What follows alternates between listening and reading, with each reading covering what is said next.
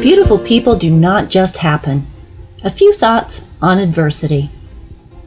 Elisabeth Kubler Ross said, "The most beautiful people we have known are those who have known defeat, known suffering, known struggle, known loss, and have found their way out of the depths." These persons have an appreciation, a sensitivity, and an understanding of life that fills them with compassion, gentleness, and a deep, loving concern. Beautiful people do not just happen. Unquote. Join us today for a discussion on those life trials that rip our very hearts out, and how they can also be the stepping stones to our depth and beauty. Stay with us to talk about the hard stuff and why it makes us beautiful. Stories are our lives in language. Welcome to the Love Your Story podcast. I'm Lori Lee, and I'm excited for our future together of telling stories, evaluating our own stories, and lifting ourselves and others to greater places because of our control over our stories. This podcast is about empowerment and giving you, the listener, ideas to work with and making your stories work for you. Story power serves you best when you know how to use it. One thing I've come to fully understand over the years is that all people experience adversity, whether they look like it or not. The ravages of life spare not race, religion, gender, or geographic area. Trials, disappointment, sickness, sadness, heartbreak, and loss are all a part of life for everyone, no matter who you are. It's part of the whole deal: death, taxes, and trials. You can't escape any of them. But we do get to decide how we process them, what we do with them, who we become because of them. Adversity is a bag filled with variation. Trials may come from choices we make that then make our lives harder, like an unwanted teen pregnancy or an addiction. Trials may come from choices that others make that affect us, like a spouse who cheats on us, an unscrupulous business scam, or abuse. Adversity may come upon us such as an illness or death of a loved one, things that are a part of being mortal. We usually get a spattering in all three categories. We all have far more in common than we often stop to realize. There is that familiar saying about being kind to everyone because you never know what they're going through, no matter what it looks like on the outside. Probably a great idea. From a story perspective, it's an uneventful story that doesn't have tension, climax, and a hero who must decide how to engage in the battle. One of those heroes we all know, Christopher Reeve, said, quote, "A hero is an ordinary individual who finds the strength to persevere and endure in spite of overwhelming obstacles." Unquote. He was a Superman, wasn't he? Today I want to share a story with you about a little girl known affectionately as Ladybug. I know this little girl personally. Her parents are real estate clients of mine, and her grandparents live next door to me. I've watched her run around my backyard with her cousins. She's a real life story with her cute little glasses and her joy for life. Riley was born on May of 2012. The first few months of her life were filled with happiness and sleep deprivation for her parents, all the normal stuff. Her mom and dad were completely in love with their beautiful baby girl. 2 months later, at a well baby checkup, they asked the pediatrician to take a look at the numerous birthmark things that were appearing all over Riley's body. The doctor took a look and then left the exam room to make some calls. When he returned, he told the nervous parents that he suspected their brand new baby daughter had a genetic condition called neurofibromatosis. He referred them to a geneticist at Primary Children's Hospital and told them not to Google anything. Shocked and dismayed, they went home and waited for the hospital to call them back. When the hospital called, they told him that the wait time was over 6 months to get in. Furious, terrified, completely sad, they turned to the internet anyway to find answers that they couldn't get anywhere else, and the pictures they found terrified them. The happiest time of their lives had just turned into the worst time of their lives. The next few months were a blur of doctor appointments, specialists, waiting. Oh, so much waiting. waiting to see if their baby girl developed a tumor. And the uncertainty killed them, the waiting killed them, the sadness overwhelmed them. The doctor visits ripped their hearts out. No one could give them any answers. In February of 2014, Riley was having a routine eye exam, and her mom knew something was wrong. Quote, "How in the hell am I going to get a toddler to wear glasses?" she thought to herself. "It seems trivial now," her mom says, "especially when we found out that Riley was growing a tumor on her optic nerve." They were rushed over to the Moran Eye Center for more tests and scheduled for an MRI the next morning. The next 24 hours were a complete blur. They were terrified to hear the MRI report, but deep down, they knew what they were going to hear. They had known it was a possibility, but now it was actually happening, and it scared the hell out of them. The next morning, the doctors confirmed that their 19-month-old daughter had 2 tumors growing on her brain. She was officially diagnosed with bilateral optic nerve gliomas. They were told to expect a call from the oncologist. What? Another punch in the gut. An oncologist meant chemotherapy? They were so scared they couldn't even ask questions. They just said, "Okay," and hung up the phone. A week later, they met an oncologist team at Primary Children's Hospital. Every option seemed so unfair. She wasn't even 2 years old, and the things they were talking about were things her mother didn't think she could have handled as an adult. "She's just a baby," kept running through her mother's mind. Ultimately, 2 days after her second birthday, Riley began a year-long chemotherapy protocol. It was the longest and hardest year of their lives. She said, "Watching your child go through something so traumatic is completely devastating. Your sole job as a parent is to protect your child, but from the day she was diagnosed with NF, we felt that control was taken away from us. For 12 long months, we watched her get poison injected into her little body. We watched her scream every time they accessed her port. We wiped her tears every time she got sick. We held her hand every time they had to sedate her for another MRI, and each and every time it broke our hearts just a little bit more." Riley's disease ruined the picture-perfect dream life they had imagined. The years she went through chemo broke them down day after day. It took their world and turned it upside down, made life a constant battle. They worry every time she complains of pain. Their hearts sink thinking it may be another tumor, a tumor they will be powerless to stop. NF took control of many parts of their life. Financially, emotionally, their normal routine is anything but normal.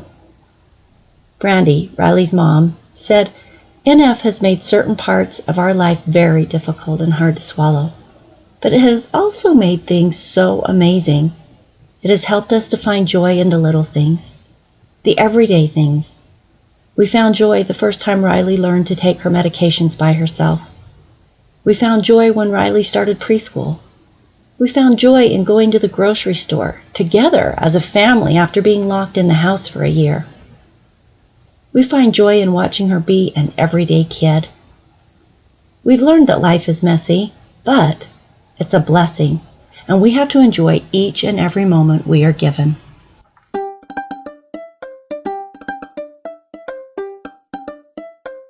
When the questions of why me, I don't deserve this, and this is so unfair, are the mantras repeating in our minds, we are lapsing into victim mode. We have the choice to complain and become bitter. That's definitely one approach, easy and, frankly, often justified. But these questions have the power to dominate our minds.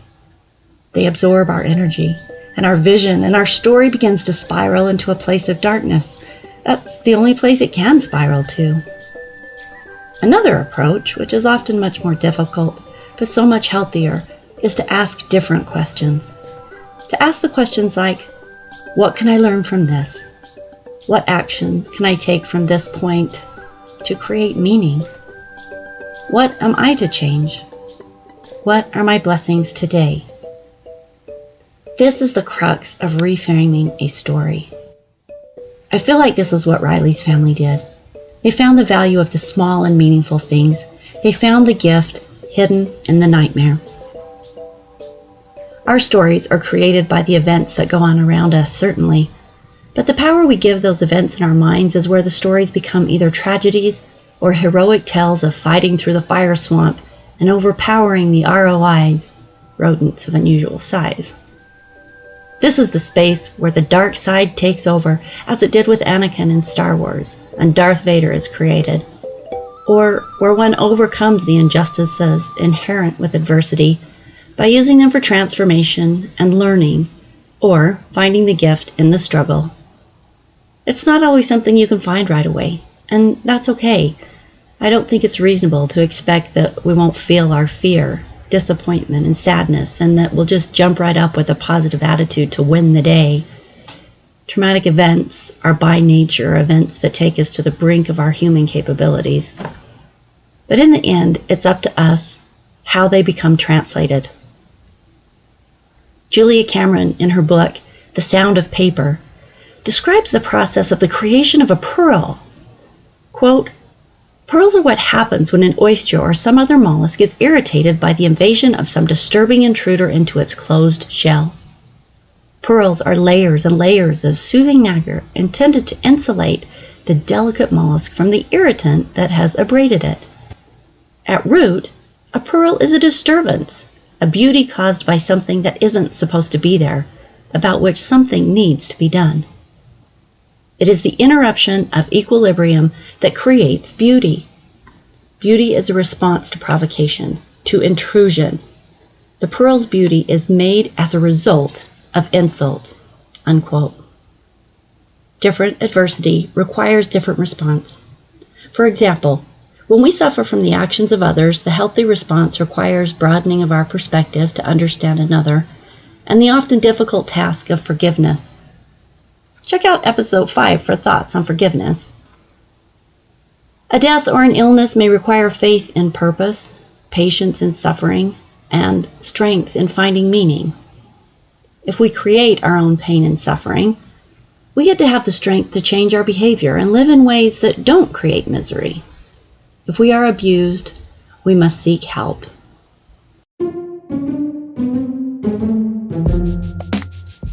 I grew up in a loving Christian home. We went to church every Sunday, and at that time it was implied that if you lived good lives and followed the commandments of God, that your life would turn out happy and safe. There was the happily ever after painted of joyful marriage and family, and all that was required was to live well, follow the commandments and the rituals prescribed by the church, and all would turn out rosy. It could have been my misunderstanding, or the deep desire of the young women leaders to get us all to live good lives, that these false promises and impressions were made. But I had quite a time coming to grips with them as my life progressed, and things didn't turn out that way. I had to learn an important point as taught by Carlfred Broderick, a former professor of sociology and head of the marriage and family therapy program at the University of Southern California, who received his degrees from Harvard and Cornell. He's a member of the Church of Jesus Christ of Latter-day Saints, and he wrote an essay on the uses of adversity. He says, quote, "The gospel of Jesus Christ is not insurance against pain. It is the resource in event of pain. And when pain comes, rejoice that you have the resource to deal with your pain." Unquote. When there are no earthly answers, when our understanding is stretched beyond its limits, when mortality is simply too much for us, there is hope in the atonement of Christ and faith in Him. While this is a non-denominational podcast meant to inspire and empower people, no matter their religious beliefs, I must bear testimony that the atonement of Christ plays two roles, one in wiping away the mistakes we make so that we can start fresh and walk away from the ugliness we often create in our lives. It's like taking the stones of guilt and shame out of the backpacks we carry around, accumulating life experiences. And the second is in the power of His atonement to give us power beyond our own to keep standing up, to keep trying, to enable us to be more than we are alone when the ravages of this thing we call life knock on our door. I'd like to suggest an equivalent for other belief systems, but there simply isn't one. The atonement of Christ is the only power by which those things are given. So I recommend them. Because having a source of cleansing ourselves gives hope and propels us forward. The lightened load keeps us from sinking in the swamps of despair. It's an extraordinary gift. Another beautiful tool given by a God who loves us. Simon Sinek said, "The most important thing to do before we die is live." I could use this quote in almost any of my podcasts because it applies across the board to every topic. But I think it applies to this topic beautifully because times of trial are times when living is the hardest. It's these hard uphill climbs when we often want to stop, sit down on the metaphorical trail, or jump off the cliff. I've had moments where I could not see any point in going on. I've had times I wanted the whole darn thing to be over with. But I've come to realize that, like it or not, living is a collage of beautiful moments, staggering pain, aha moments, fleeting peace, uncertainty, fear in all its forms, accomplishment, joy, love, hate, anger. The woven fabric of our lives contains colors that range from deep purples and brilliant reds to mustard yellows and deep dark blacks. We don't see the design in the living, but I believe God does. And I've lived long enough to know that when I look back, I start to see some of the designs in the woven pattern of my life, and it's pretty darn gorgeous. Michael Jordan said, "Obstacles don't have to stop you. If you run into a wall, don't turn around and give up. Figure out how to climb it, go through it, or work around it." Unquote. One day, I was rafting down the Mocha waters of the Colorado River. It was like a postcard. The sky that rich, bright blue with a few perfectly placed fluffy white clouds that dot and give dimension to the sky. The J-rig, the style of boat that I was lounged on, puttered down river, and I sat facing backward watching the waterway expand behind us between the layers of tall, red western cliff walls, rutted and shaped by the desert rivers, brilliant in stark color. We went mile by mile, hour after hour, and the time was a luxury, allowing me to pull out a reading book, a pen, and a paper with which to write. The carving of the waterway was slow. We passed another raft. The guide pushed and pulled at the oars as the umbrella-protected couple sleeps next to me. "This is the Venice of the West. Heck, our gondola man, he's wearing a black cowboy hat, a beard, and the grin of the young. He is lying up a storm, making up facts about history, geology, failed oil projects, and his personal theories on past civilizations. If there's one thing that river guides are infamous for, it is their gift for making up the details and coloring the truth with the same rusty red that colors these Utah rocks. I've named him Cowboy, and he sleeps on his cooler during the lazy water stretches, his tan legs sprawled in devil-may-care fashion. The entire picture makes me want to write, 'The weather is great, wish you were here.' Instead, I look at my chipped toenail polish, think about how I need to pee, and wish that my camera could capture this scene. As I float beneath the majestic cliffs carved by the river, I notice the process of carving that is constantly taking place along the cliffs. Chunks of rock crumble and fall as the water cuts and shapes. More stone is revealed as the water digs deeper, removing more dirt. The canyons become broader, deeper, more beautiful, and more is revealed as the detritus is washed downstream. And isn't that a lot like life? Sending you my love for all your hard stories, and my hope that you'll find the gifts in the nightmares, the beauty in the carving, the pattern emerging in the tapestry of your life, no matter how messy it looks from your current perspective. Keep hope and share the stories that bring hope to others. Love to hear from you on our website, www.loveyourstorypodcast.com. Please head over and share your stories, ideas, thoughts, concerns, suggestions. We just want to hear from you. And of course, please share the podcast with a friend that you think would like it.